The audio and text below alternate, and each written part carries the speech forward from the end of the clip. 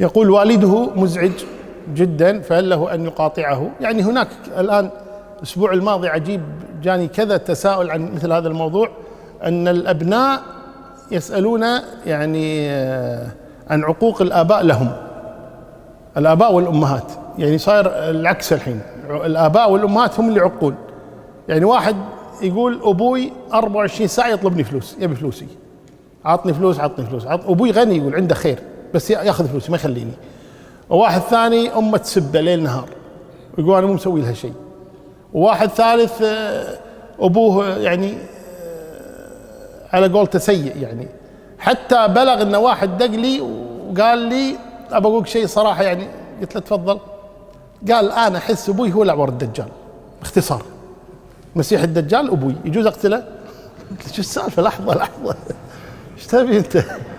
يقول والله يقول هو المسيح الدجال. يقول كذاب، ما يصلي، يكره الناس، يحب الفلوس، يغش، اغتاب، كل صفة سيئة فيه. يقول والله مرة قاعد أطالع شيء على جنب أحس هو الأعور الدجال. يقول فالناس صاروا يشتكون من عقوق الآباء والأمهات، تسلط الآباء تسلط الأمهات، فهذا لا يجوز. يعني كما أننا نطلب بر الأبناء والبنات كذلك علينا أن نعتني بآبائنا وأمهاتنا.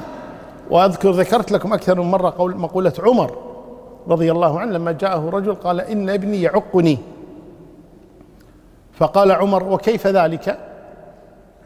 قال يفعل كيف وكيف، فاستدعاه عمر، استدعى الولد فقال إن أباك يشكوك يقول إنك تعقه. قال يا أمير ما حقي على أبي؟ هو لأن بحقوق أبوي؟ أنا ما حقي على أبي. قال حقك على أبيك أن يحسن اختيار أمك، وأن يحسن اختيار اسمك، وأن يعلمك القرآن. قال أما القرآن فما علمني منه حرفا، وأما أمي فأمه، متزوج أمه عبده، وأما اسمي فجعل، سمي جعل، أبو جعل تعرفونه خنفسان. قال وأما اسمي فجعل. فالتفت عمر إلى الأب وقال له عققته في الصغر فعقك في الكبر. أحيانا يكون العقوق ابتداء من الأبوين، فالأبناء ينشأ ناشئ الفتيان فينا على ما كان عوده أبوه، والله المستعان. الأخير